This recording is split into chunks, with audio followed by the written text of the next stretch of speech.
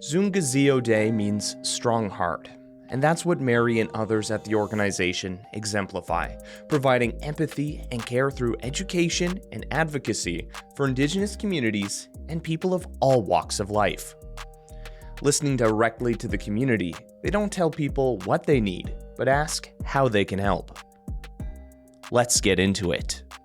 Well, my name is Mary Burton. I'm the Executive Director and co-founder of Zoongizi Ode, formerly known as Fearless RTW Incorporated. What we do there, we are an education and advocacy group. So what that means is that we advocate for families dealing with complex systems, such as the child welfare system, EIA, which is welfare and residential tenancies. We also help youth aging out of care who are dealing with homelessness or on the verge of homelessness, on the verge of entering the justice system. You know, any complex system that is meant to keep people down, we advocate for them to try and help them, give them a hand up instead of a hand out. The other part of our organization, which is the education part, and we have 3 councils. We have a youth council, grandparents council, and a caregivers council. So what that means is that once a month, we have a council meeting for each one of these groups. We ask them to tell us what they need from us. When they tell us what they need, we go out and look for those resources for them for the next month that they need it. Or if they need it immediately, we start, and then we get their contact information. We help them find the resources that they need to help them either with clothing or with housing or with money. We try and find them those resources so that they can be able to say, okay, now I'm okay. That's just a little bit about what we do as an organization. We do a lot more. I'm excited to talk more about it and get into there. But the approach we're doing, where we're having these different councils and people come in, I think that's the right approach for organizations, especially when you're looking at supporting and lifting up people within the community, finding out what they need. How many times is there an organization that's like, you need this, you need this, you need this, but people are like, no, we need this to succeed. We need X or Y to succeed. So like having that boots on the ground is so important. And that's one of the biggest things. When we first started in 2014, one of the first things I said is I want to work myself out of a job. And I'm that close to working myself out of a job. From 2014 until 2018, I did this as a volunteer. I had a full-time job and I was raising 2 of my 4 grandchildren at that time. And then I was doing this as a full-time job on top of everything else. I have successfully, in my 30 years of working in the service delivery sector, I have personally reunified over 300 families who are now still together today without CFS involvement. And that is because I put a lot of effort into a aftercare program for our families, which means that once they're reunified, we don't just leave them alone. We make sure that they have all the resources that they think they need. Plus, I will say to them, it's been a while since you've been with your kids. Maybe get into a parenting program, maybe get into therapy with your kids, maybe get into therapy for yourself so that you can deal with the complex trauma that came with losing your children. And a lot of times that's the difference between them getting and keeping their children, or getting their children and then having them ripped away from them again a couple of years down the road because they never dealt with any of those complex traumas. So that's another aspect of what we do at Zoongizi Ode. The other thing we do is we work with our youth. We work with youth who are aging out of care. So that means that if a youth is turning 18 and they're about to age out of care, we step in. We have a youth advocate who helps them find resources that they need or that they want. We also will look in, or if the youth is 21 and aging out of care, they've been in an extension of care and they still don't know whether they're coming or going or what they're going to need, they can come to us and we'll help them do that. We'll help them figure out what it is that they want, where they want to go, what they want to do, and we'll help them find the resources that they need to help them succeed in life. We are community driven. Everything we do is because it's what the community wants us to do. Another organization that I talked with a couple weeks ago, One Just City, does that same sort of approach of putting humanity back into social justice, being involved in the community, allowing people to be people again. Because oftentimes when people are going through, you're talking about the child welfare system, people like aging out of care. Oftentimes you're just a number within a computer just going through. And oftentimes we forget, people who are struggling, like they are people just going through a hard time. Yeah. And the thing is 100% of the time with a youth aging out of care is either aging out into homelessness, the justice system, or they're aging into all three, like justice, homelessness, and addiction. So, because once they turn 18, the foster parents no longer get money for them. So they have nowhere to go. So I've seen it personally happen where youth are being dropped off at a shelter the day after they turn 18 because the foster parents are no longer getting money for them because the agency is no longer getting money for them. Yeah, it really shows a flaw within our systems and like the systemic issues that have been plaguing a lot of different social services across, and I mean, just not Canada, but like worldwide sort of issues. When we're looking at that, you're mentioning like you're heavily involved, community focused, trying to help out where you can, but it's going to take efforts from like all levels. Like we need federal government to like get their act together, provincial government to get involved, municipalities and communities to work together. Because I think that's one of the big things. We've lost that community focus of caring for each other, aging out, like 18, like, hey, I was 18 once too. Like I definitely wouldn't consider myself an adult or knew what to do with my life. And you're just kind of like shipped off and kicked off somewhere. People need nurturing like through all times of their life. So when we're looking at the situations, your organization being on the ground, you have that council. What are some areas that we need to really focus on as a community to improve care and the quality of life for people? Well, before I answer that question, I will say this. The system isn't broken. It isn't flawed. It is working exactly the way the government wants it to. It is doing exactly what the government wants. It is holding people down.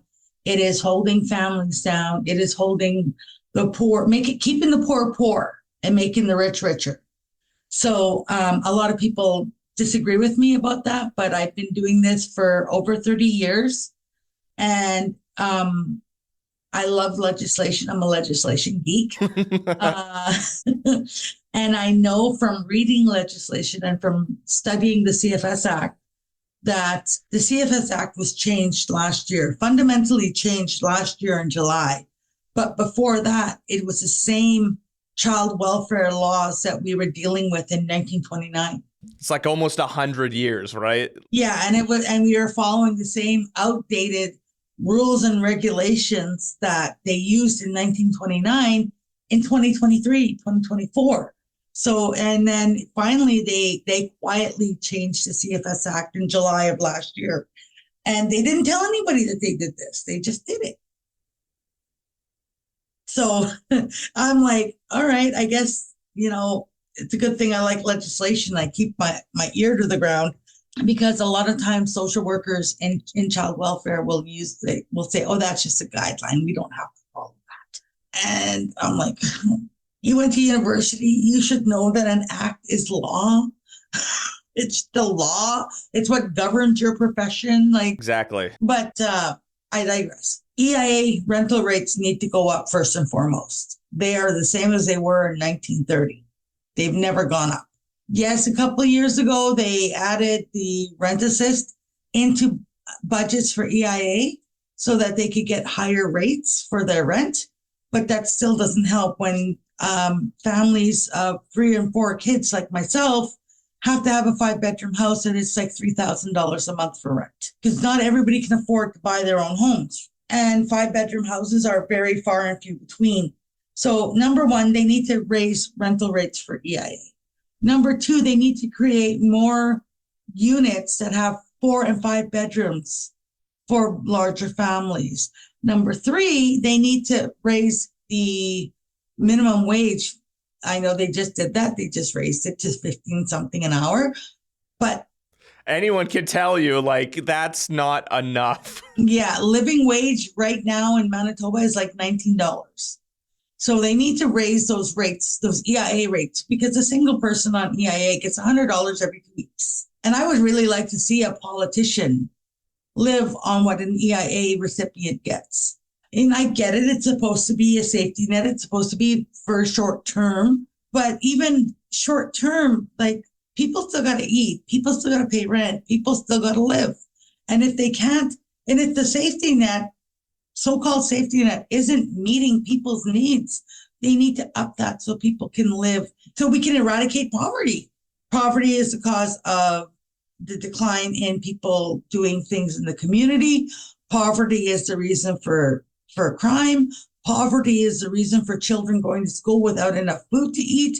So, if they just raise these EIA rates to making it a living wage for people so that they can live decently in a good home, a safe home, then we could eradicate poverty very easily if the government would just raise these rates and raise the minimum wage to at least $19 an hour so that everybody's getting a living wage. Well, and I think that's where the federal government should be playing more of a role, right? They control the purse strings of the country.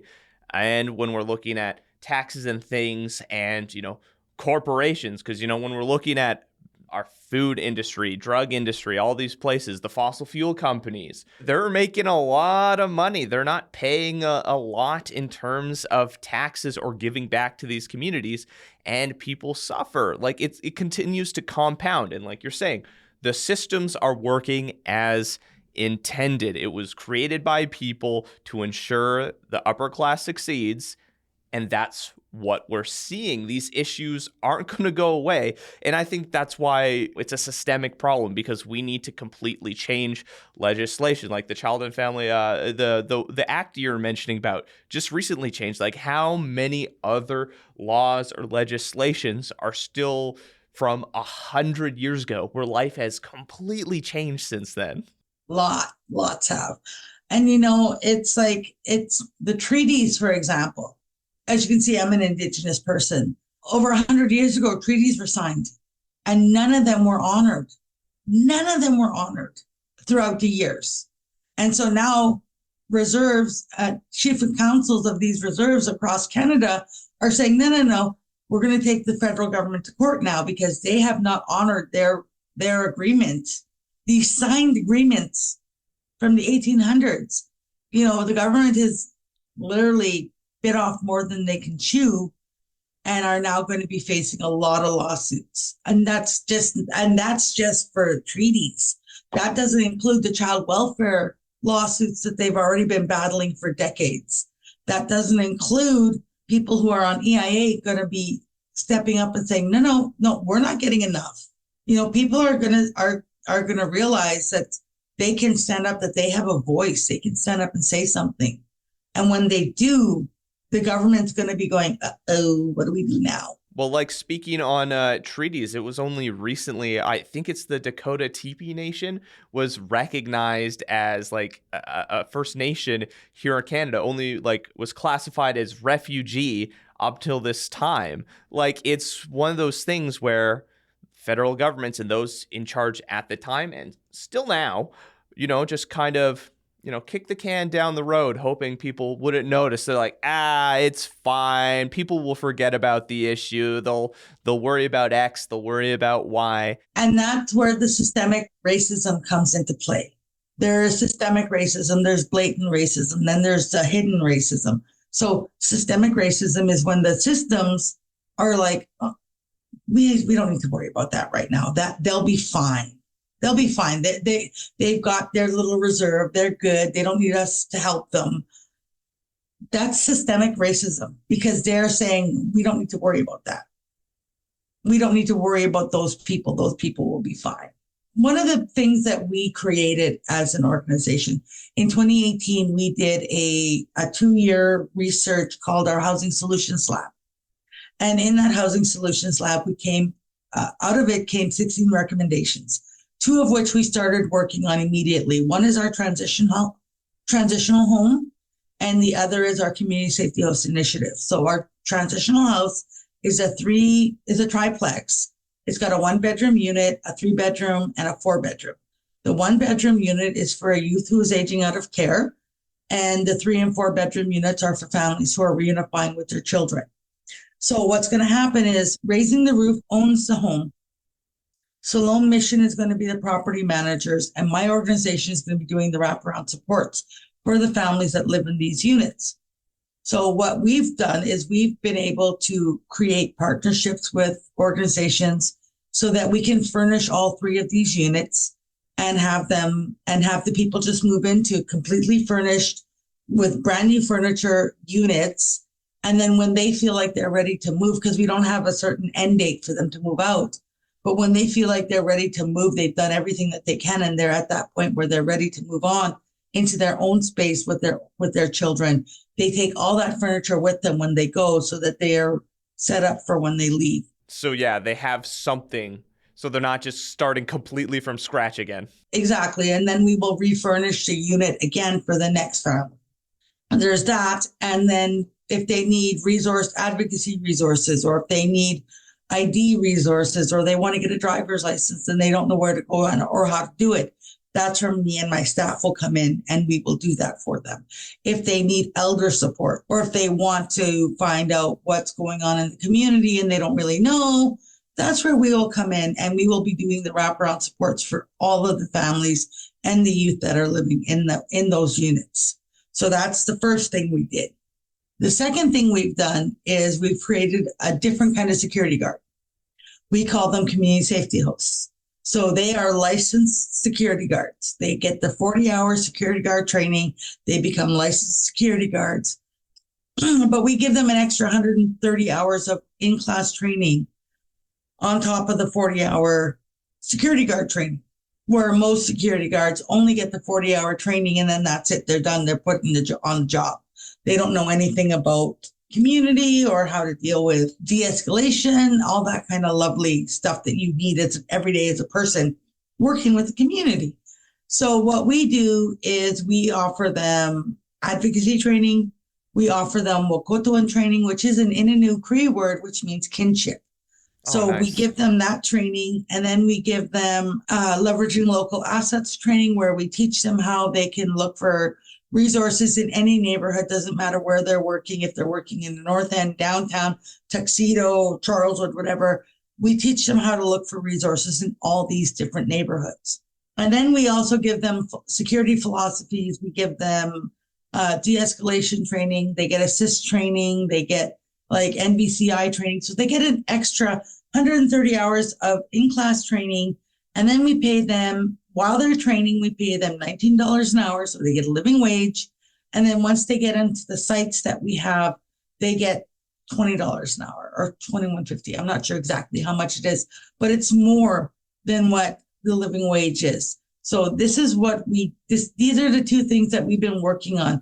And I'm working right now on funding to start the rest of the recommendations that came out of that Housing Solutions Lab. I think that's the important aspect that you touched on there, getting people to be more connected and have the skills they need to be involved in said community. You're mentioning kinship. If you're working in a community with a high Indigenous population, you want to be able to understand how to connect with people, respect people, and engage with said community. And I think de-escalation is an incredibly important part of a lot of roles. So like a lot of people, they'll just like, I know for myself, sometimes something intense happens and you're only human. Sometimes you react poorly to a situation, but I've been trying to be more cognizant of how to de-escalate a situation, how not to, if someone's somewhere, not to make them feel like they're being judged instantly, or to be Mhm. like, oh, what are you doing here, sort of thing, like that,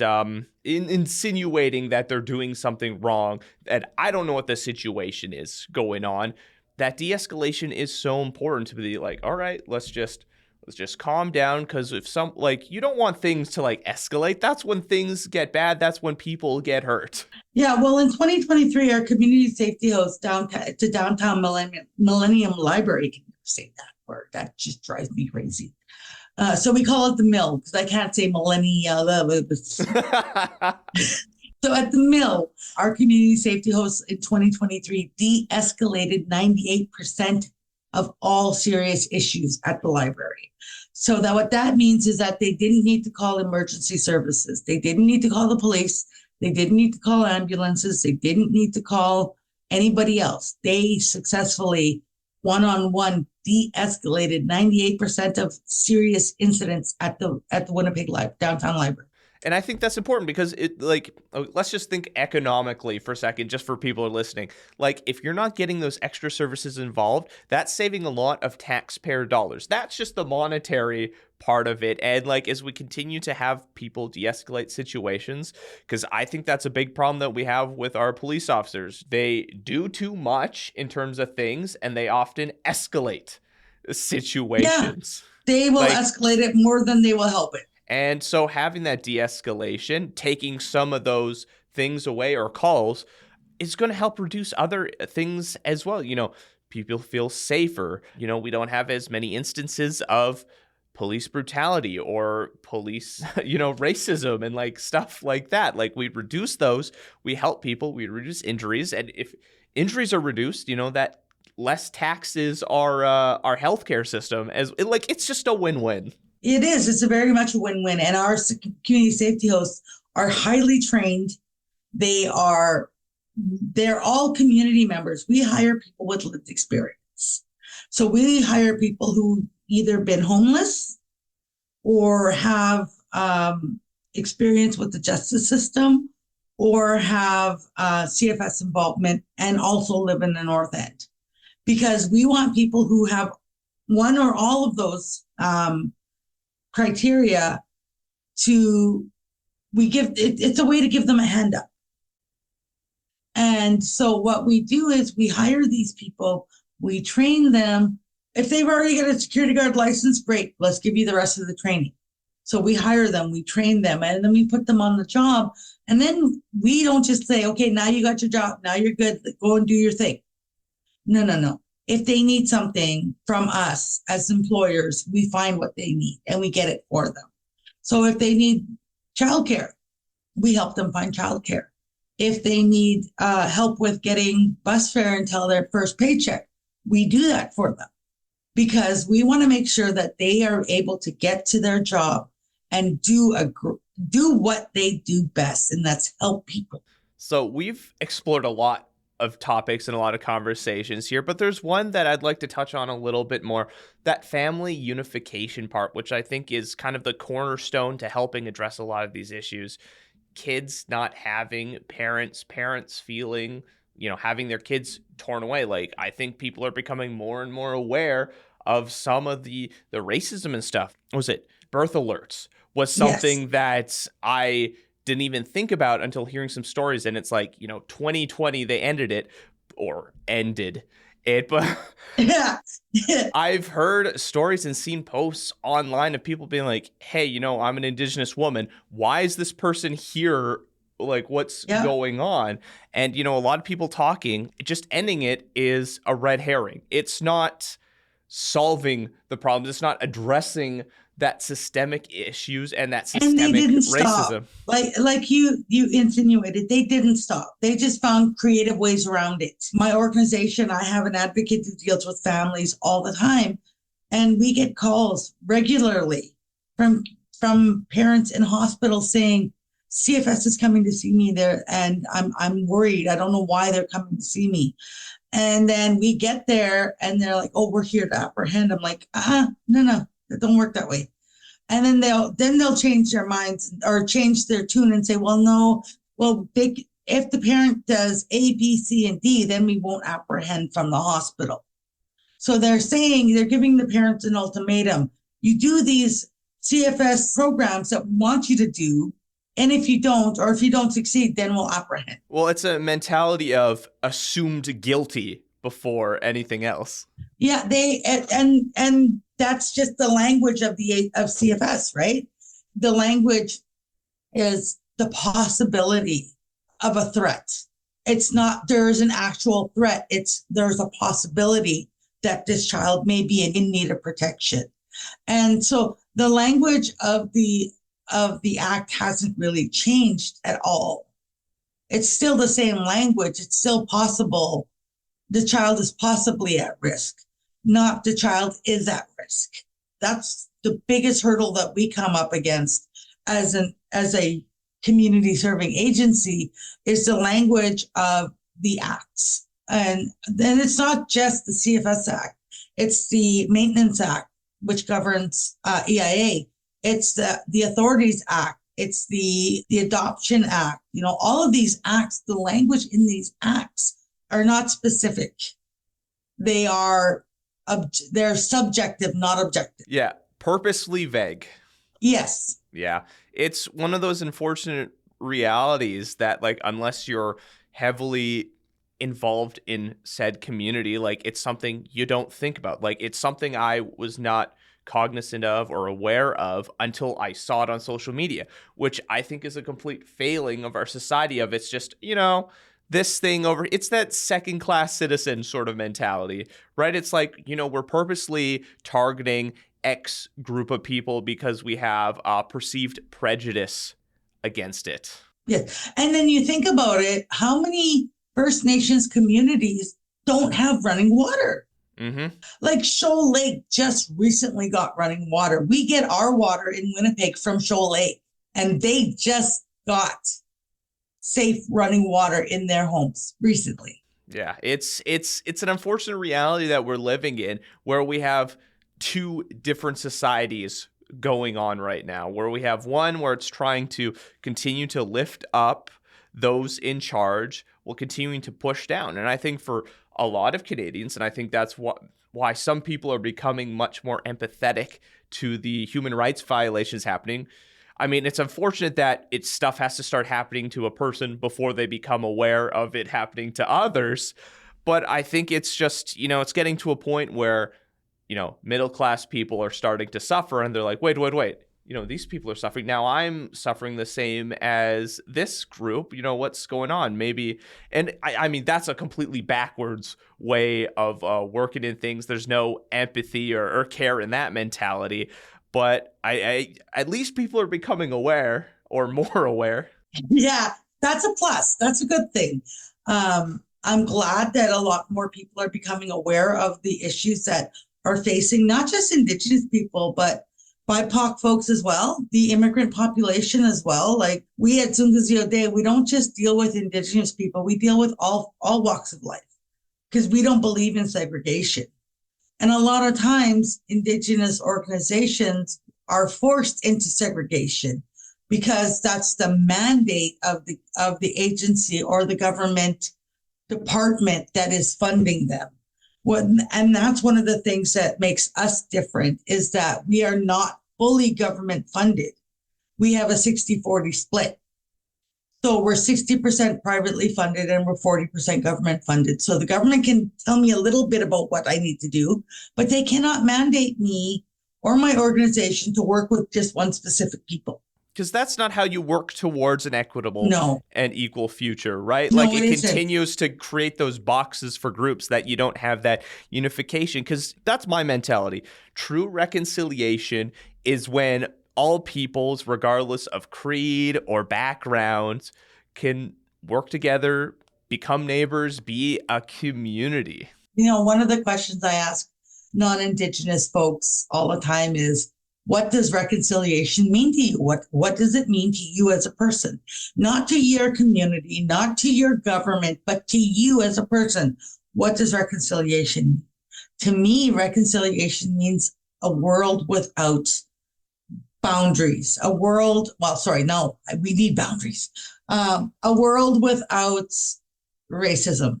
A world without seeing somebody's color before seeing their personality, or seeing that they could be the greatest person in the world, the most friendliest person in the world, but if they're a different color than you, you're like, oh my God, no, I gotta stay away from them. That's not reconciliation. Reconciliation, because Canada is a melting pot of multicultural ethnicities, and we need to embrace all of those in order to have true reconciliation. Exactly. And in order to have that, in order to embrace all of that, we need to get rid of that systemic racism. We need to get rid of the blatant racism. We need to get rid of the hidden racism. And we need to make sure everybody is all on the same page and we're all in agreement that this is what we want for our world in order for true reconciliation to exist. Exactly. Just as like we want a society where you're just as likely to see and partake in a powwow to a Punjabi event from a hockey game. Yeah, exactly. Exactly. And until that happens, we will never reach true reconciliation. A lot of conversations, a lot of things to digest and think about for our audience out there. Where can people go to find out more information about your organization, or how are some ways they can help support you or get involved? It's easy to find us. We're on social media. We're on Facebook, Instagram, and X or Twitter, whatever the heck that's called nowadays. But it's easy to find us. You would look for Zoongizi Ode, which is ZOONGIZIODE.ca